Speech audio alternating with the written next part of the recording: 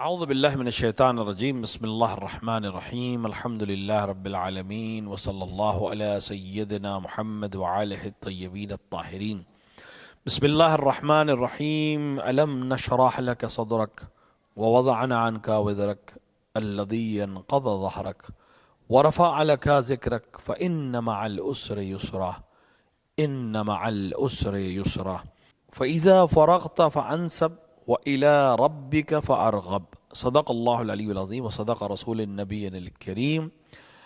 سورہ جو سورہ الم نشرح کے نام سے مشہور ہے، اس کے اندر رسول اکرم صلی اللہ علیہ وآلہ کی کچھ چیزوں کو، یعنی پیغمبر اکرم کے اوپر اللہ نے جو کرم کیا ہے ان کی کچھ چیزوں کی طرف اشارہ ہے، اور ساتھ ہی جن لوگوں کے ذریعے سے کرم کیا ان کی قصیدہ خوانی ہے۔ یعنی خداوند عالم بسم اللہ الرحمن الرحیم کے بعد کہہ رہے ہیں الم نشرح لک صدرک، کیا ہم نے آپ کے سینے کو کشادہ نہیں کیا؟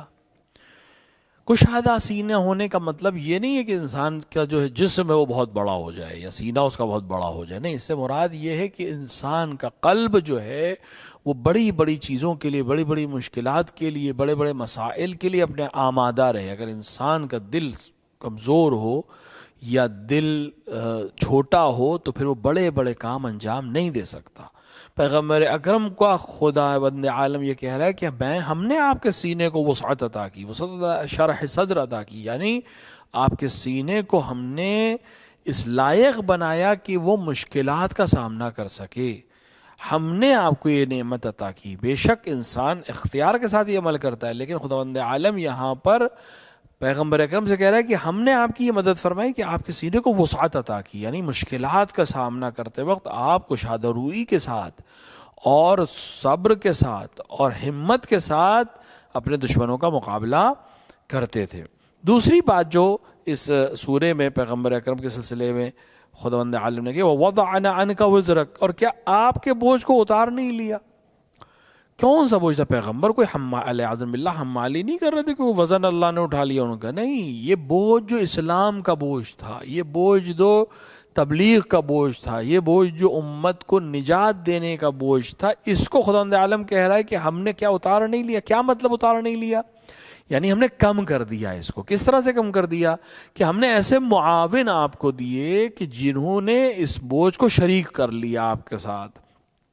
جناب خدیجہ الکبریٰ سلام اللہ علیہ، مفسرین اس کی طرف توجہ کراتے ہیں لوگوں کی کہ یہاں بوجھ کم ہونے سے مراد یہ کہ جناب خدیجہ نے آ کے اپنے مال کے ذریعے سے مدد کی، امیر المومنین علی بن ابی طالب علیہ السلام نے آ کر رسول اللہ کی مدد فرمائی، جناب عبد المطلب نے مدد کی، جناب ابو طالب نے مدد کی۔ تو یہ نعمتیں خداوند عالم کہہ رہا ہے کہ ہم نے آپ کو بوجھ کو کم کر دیا۔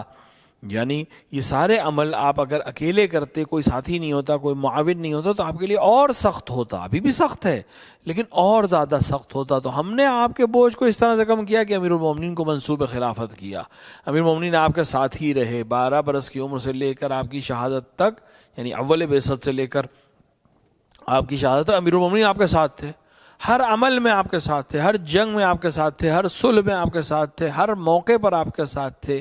تو یہ ساتھ آپ کے لیے آسانی کا سبب بنتا تھا، اور یہ بوجھ کی خاصیت یہ تھی کہ یہ آپ کی کمر کو توڑ رہا تھا۔ یہاں اصل کمر نہیں ہے، یہ استعارہ ہے، یہ مجاز ہے کہ انسان کے اوپر بہت سنگین کوئی ذمہ داری دے دی گئی، تو خداوند عالم کہہ رہا ہے کہ اس ذمہ داری کو ہم نے کم کیا۔ علماء تفسیر کہتے ہیں اس میں جناب خدیجہ کا بہت اہم رول ہے، جناب امیر المومنین علیہ السلام نے بہت بڑا کردار انجام دیا ہے اس بوجھ کو کم کرنے میں۔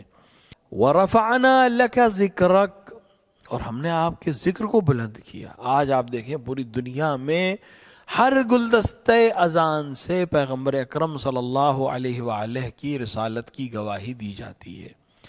وہ شخص، وہ یتیم عبداللہ جس کو مکے میں لوگ پتھر مار رہے تھے، طائف میں لوگ پتھر مار رہے تھے، کوئی شاعر کہہ رہا تھا، کوئی دیوانہ کہہ رہا تھا، آج پوری دنیا میں مساجد سے اشہد ان محمد رسول اللہ کی آواز نکل کر اس آیت کی تاکید کرتی ہے، تصدیق کرتی ہے کہ ہم نے آپ کے ذکر کو بلند کیا، ہم نے آپ کے ذکر کو پوری دنیا تک پہنچایا اور پوری دنیا میں آپ کو معروف کیا۔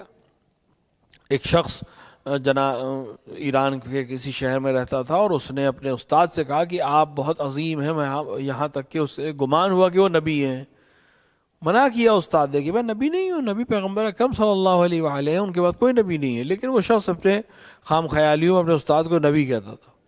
یہاں تک کہ ایک سرد رات استاد اور شاگرد ایک کمرے میں سو رہے تھے، بہت سردیاں تھیں. استاد نے اپنے شاگرد کو جگا کر کہا کہ میرے لیے وضو کے لیے پانی لا دو. سخت سردی تھی، تو بجائے اس کے کہ شاگرد وہ عمل انجام دیتا، اس نے بہانے تراشنا شروع کیے. کبھی کہا سردی ہے، کبھی کہا میری طبیعت اچھی نہیں ہے، آپ خود منع کرتے ہیں. یہاں تک کہ صبح آ گئی اور رات بھر استاد کے لیے کہنے کے باوجود یہ مختلف بہانے سے پانی لانے سے انکار کرتا رہا. یہاں تک کہ اذان صبح کے لیے کسی نے گلدستہ اذان پہ جا کر اشہد ان محمد رسول اللہ، تو استاد نے اپنے شاگرد سے کہا کہ تم اتنے دن سے مجھ سے کہہ رہے ہو کہ آپ رسول ہیں، اور میں تمہیں سمجھا رہا ہوں کہ میں رسول نہیں ہوں.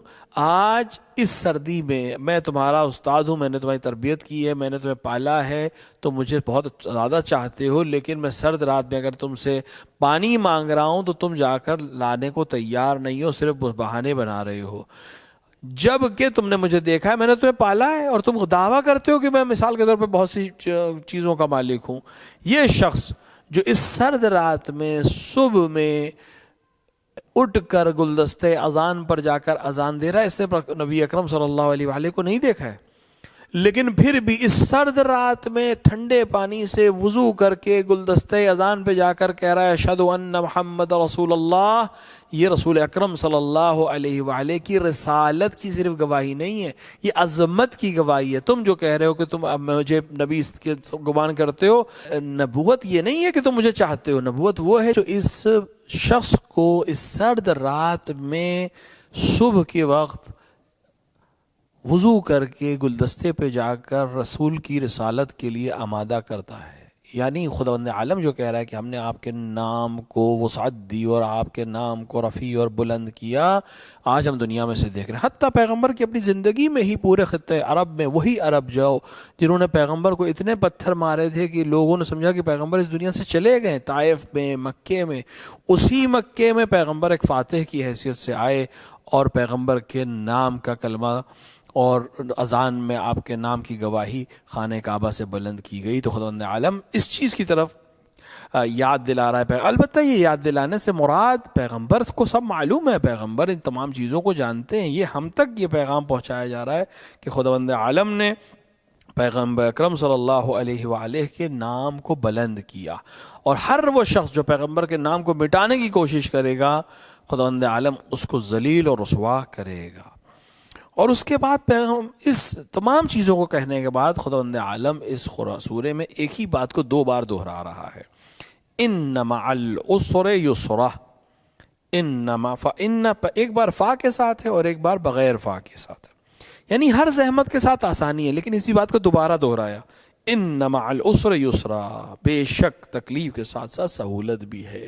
یہی رواج دنیا ہے، یہی دنیا کا سسٹم ہے. خداوند عالم نے ایسا نہیں بنایا کسی کو انسان میں ہمیشہ صحیح رہے گا، ہمیشہ اچھا رہے گا، ہمیشہ خوش رہے گا، یا کوئی ہمیشہ دکھ میں رہے گا. نہیں، سسٹم یہ ہے کہ آج خوشی کل پریشانی ہے، آج پریشانی کل آسانی. یہی ایک چیز ہے جو دائمی ہے اس دنیا میں. خود ہر خوشی دائمی نہیں ہے، ہر غم دائمی نہیں ہے، ہاں تبدیلی دائمی ہے. خوشی کے بعد غم آئے گا، غم کے بعد خوشی آئے گی. یہ سسٹم خداوند عالم نے رکھا ہے. لہٰذا اگر کوئی انسان یہ توقع کرتا ہے کہ خداوند عالم سے یہ دعا کرتا ہے کہ اسے دنیا میں کبھی کوئی دکھ نہ ملے، تو وہ غلط دعا کر رہا ہے، کیونکہ خداوند عالم خود قرآن میں کہہ رہا ہے کہ اسے ہر سختی کے بعد آسانی ہے. اور اس کا برعکس بھی بہرحال اس دنیا میں موجود ہے. پیغمبر اکرم صلی اللہ علیہ وآلہ کتنی مشکلات میں مکے میں آپ نے قولوا لا الہ الا اللہ سے شروع کیا، کتنے پتھر آپ کے بدن اقدس پہ مارے گئے، کتنے مسلمانوں کو کتنے کوڑے مارے گئے، ہجرت کرنے پہ مجبور ہوئے، مسلمانوں نے حبشے کی طرف ہجرت کی، بعد میں پیغمبر اکرم صلی اللہ علیہ وآلہ مدینے کی تشریف لائے، بعد میں مدینے میں مسلسل جنگیں. لیکن ان سب کے بعد آخر اسلام عرب میں اور آج پوری دنیا میں پھیل رہا ہے. تو ہر سختی کے بعد آسانی ہے. اس سورے میں 2 بار اس کو تکرایا گیا، فَإِذَا فَرَغْتَ فَانْصَبْ وَإِلَى رَبِّكَ فَارْغَب. یہاں پر ایک حکم دیا جا رہا ہے. قرآن میں جہاں جہاں بھی تکلیف یا آسانی کی بات ہوئی، کسی بات نعمت کا ذکر ہوا، فوراً ایک حکم دیا گیا. تو آپ نصب کریں، یعنی اپنے آپ کو مستحکم کریں اور اپنے آپ کو، اپنے دین کو نصب کریں، دین کے سسٹم کو نصب کریں، آگے بڑھائیں اس دین کو. یعنی یہ تمام پیغمبر اکرم کو صرف حکم نہیں دیا جا رہا، ہر وہ انسان جہاں جس تک دین پہنچ جائے وہ دین کو آگے بڑھانے کی کوشش کرے، لوگوں تک اچھائی کو پہنچانے کی کوشش کرے، اور اب کچھ وقت جو ہے اپنے رب کی طرف رخ کرے.